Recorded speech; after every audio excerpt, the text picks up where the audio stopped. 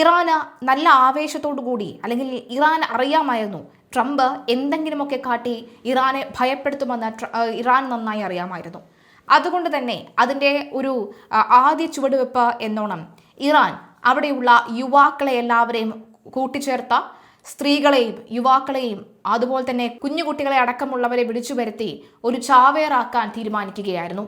America പോലെയുള്ള ഒരു വമ്പന്റെ ഭീഷണിക്ക് മുന്നിൽ ഇറാനെ പോലെയുള്ള ഒരു രാജ്യം പിടിച്ചു നിന്നത് സ്വന്തം ഇച്ഛാശക്തി ഒന്നുകൊണ്ട് മാത്രമാണ്. ട്രംപിനെ ഞെട്ടിച്ച നീക്കമാണ് നടത്തിയത്. ഇറാനിലെ വൈദ്യുത നിലയങ്ങളും പാലങ്ങളും എല്ലാം തകർക്കുമെന്ന ട്രംപിന്റെ ഭീഷണിയെ അവർ നേരിട്ടത് വമ്പൻ ട്വിസ്റ്റായി മാറിയിരുന്നു. ഇറാനുമായി വെടിനിർത്തൽ കരാറിൽ എത്തുന്നതിന് മുൻപ് മുഴുവൻ നാഗരികതയും ഇന്ന് രാത്രി തന്നെ ഇല്ലാതെയാകും, ഇന്ന് രാത്രി തന്നെ മരിക്കുമെന്ന് ട്രംപ് ഭീഷണിപ്പെടുത്തിയതിന് പിന്നാലെ സ്ത്രീകളും കുട്ടികളും ഉൾപ്പെടെ 10,000-കണക്കിന് ആൾക്കാരാണ് ഊർജ്ജ കേന്ദ്രങ്ങളിൽ മനുഷ്യ കവചങ്ങളാക്കാൻ ഒരുങ്ങിയത്. പശ്ചിമേഷ്യയിൽ യുദ്ധഭീതി പാരമ്യത്തിലെത്തിയ ഘട്ടത്തിലാണ് ഇറാൻ ഈ കടും കൈക്ക് മുതിർന്നത് എന്നാണ് കരുതപ്പെടുന്നത്. തുടർന്ന് അമേരിക്കയുമായുള്ള എല്ലാ ആശയവിനിമയ ബന്ധങ്ങളും ഇറാൻ വിച്ഛേദിച്ചിരുന്നു. രാജ്യങ്ങളെ ഊർജ്ജ നിലയങ്ങൾക്കും തന്ത്രപ്രധാന പാലങ്ങൾക്കും ചുറ്റും സ്ത്രീകളും കുട്ടികളും ഉൾപ്പെടെയുള്ളവർ മനുഷ്യമതിൽ തീർത്ത പ്രതിരോധം തീർക്കുന്ന കാഴ്ചയാണ് ടെഹ്റാനിൽ നിന്നുള്ള ദൃശ്യങ്ങളിൽ കാണാൻ കഴിയുന്നത്. ഇറാനിലെ സിവിലിയൻ അടിസ്ഥാന സൗകര്യങ്ങൾ തകർക്കുമെന്ന ട്രംപിന്റെ ഭീഷണിയെ പരിഹാസത്തോടുകൂടിയാണ് ഇറാൻ ഭരണകൂടം നേരിട്ടത്. തങ്ങളുടെ പ്രധാന വൈദ്യുത നിലയങ്ങളിലും പാലങ്ങളിലും ദേശീയ പതാകയുമായി പ്രതിഷേധിക്കുന്ന ജനങ്ങളുടെ ദൃശ്യങ്ങൾ ഇറാൻ സ്റ്റേറ്റ് ടെലിവിഷൻ പുറത്തുവിട്ടിരുന്നു. ട്രംപിന്റെ ഭീഷണികളെ വകവെക്കുന്നില്ല എന്നും ശക്തമായ തിരിച്ചടി നൽകുമെന്നുമുള്ള സന്ദേശമാണ് ഇതിലൂടെ ഇറാൻ നൽകിയത്. ട്രൂത്ത് സോഷ്യലിലൂടെയാണ് ട്രംപ് തന്റെ വിവാദപരമായ സന്ദേശം പങ്കുവച്ചത്. ഇന്നലെ രാത്രി ഒരു വലിയ നാഗരികത മരിക്കും, അതിനി ഒരിക്കലും തിരിച്ചു വരില്ല. അത് സംഭവിക്കണമെന്ന് ഞാൻ ആഗ്രഹിക്കുന്നില്ല, പക്ഷേ മിക്കവാറും അങ്ങനെ തന്നെ സംഭവിക്കും എന്നായിരുന്നു ട്രംപിന്റെ വാക്കുകൾ. സിവിലിയൻ ലക്ഷ്യങ്ങളെ ലക്ഷ്യമാക്കി അല്ലെങ്കിൽ ആക്രമിക്കുമെന്നത് യുദ്ധക്കുറ്റമാണ് എന്ന രാജ്യാന്തര മുന്നറിയിപ്പുകൾ നിലനിൽക്കുകയാണ് ട്രംപ് തന്റെ നിലപാടിൽ ഉറച്ചു നിൽക്കുന്നത്. അതേസമയം സംഘർഷം ലഘൂകരിക്കാനുള്ള നയതന്ത്ര ശ്രമങ്ങളും അണിയറയിൽ സജീവമായിരുന്നു. പാകിസ്ഥാന്റെ മധ്യസ്ഥതയിൽ വൈസ് പ്രസിഡന്റ് JD വാൻസും സ്റ്റീവ് വിറ്റ്കോഫും ഇറാനുമായി ചർച്ചകൾ നടത്തി. 2 ആഴ്ചത്തെ താൽക്കാലിക വെടിനിർത്തലിനും ഹോർമൂസ് കടലിടുക്ക് തുറന്നു കൊടുക്കാനും ഇറാൻ 10-ന് സമാധാന കരാർ മുന്നോട്ട് വെച്ചതായും റിപ്പോർട്ടുകളുണ്ട്. ഇറാനിലെ ആഭ്യന്തര രാഷ്ട്രീയ സാഹചര്യവും അനിശ്ചിതത്വത്തിലാണ്. ഫെബ്രുവരിയിൽ കൊല്ലപ്പെട്ട അലി ഖമനേയിയുടെ പിൻഗാമിയായി വന്ന അയത്തൊള്ള മുജ്തബ ഖമനേയി നിലവിൽ അബോധാവസ്ഥയിലാണെന്ന് രഹസ്യാന്വേഷണ റിപ്പോർട്ടുകൾ സൂചിപ്പിക്കുന്നുണ്ട്. ഖോം നഗരത്തിൽ ചികിത്സയിൽ കഴിയുന്ന അദ്ദേഹം ഭരണപരമായ തീരുമാനങ്ങൾ എടുക്കാൻ പ്രാപ്തനല്ല. ഇതോടെ ഇറാന്റെ നിയന്ത്രണം യഥാർത്ഥത്തിൽ ആരുടെ കൈകളിലാണെന്ന ചോദ്യം ഉയരുന്നുണ്ട്. ഇതിനിടെ ഇറാന്റെ പ്രധാന എണ്ണ കയറ്റുമതി കേന്ദ്രമായ ഖാർഗ് ദ്വീപിലെ 50ഓളം സൈനിക കേന്ദ്രങ്ങൾ അമേരിക്ക ഇന്നലെ തന്നെ ആക്രമിച്ചിരുന്നു. ബങ്കറുകൾ, റഡാർ സ്റ്റേഷനുകൾ, ആയുധപ്പുരകൾ എന്നിവയാണ് ആക്രമണത്തിന് ഇരയായത്.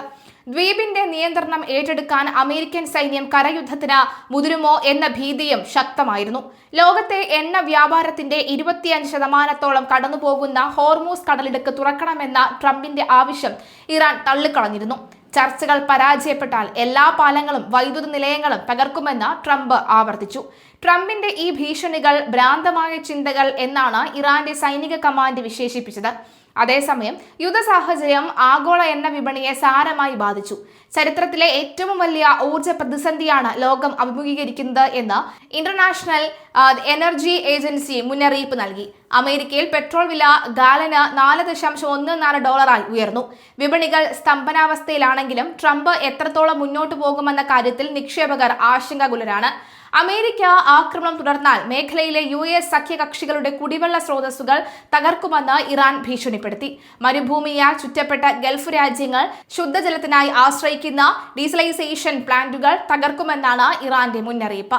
ട്രംപിന്റെ പ്രസ്താവനകൾ യുദ്ധക്കുറ്റമാണ് എന്ന് ഇറാൻ ഐക്യരാഷ്ട്രസഭയിൽ ആരോപിക്കുകയും ചെയ്തിരുന്നു. എന്നാൽ യുദ്ധം ഉടൻ അവസാനിപ്പിക്കുമെന്ന ശുഭപ്രതീക്ഷയിലാണ് American vice president JD vans.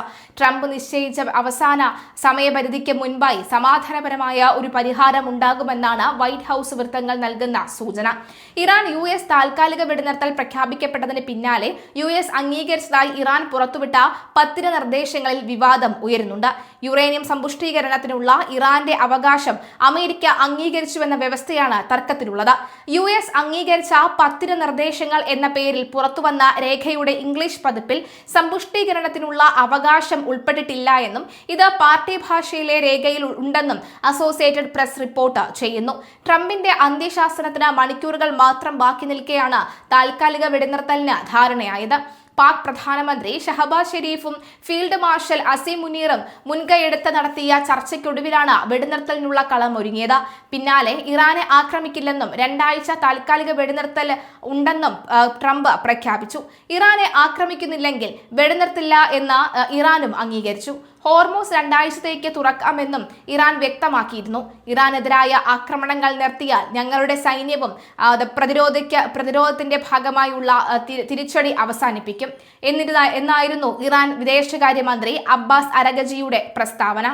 Iran മുന്നോട്ട് വെച്ച 10 വ്യവസ്ഥകളും US അംഗീകരിച്ചെന്ന് ഇറാനിലെ മാധ്യമങ്ങൾ റിപ്പോർട്ട് ചെയ്യുന്നു.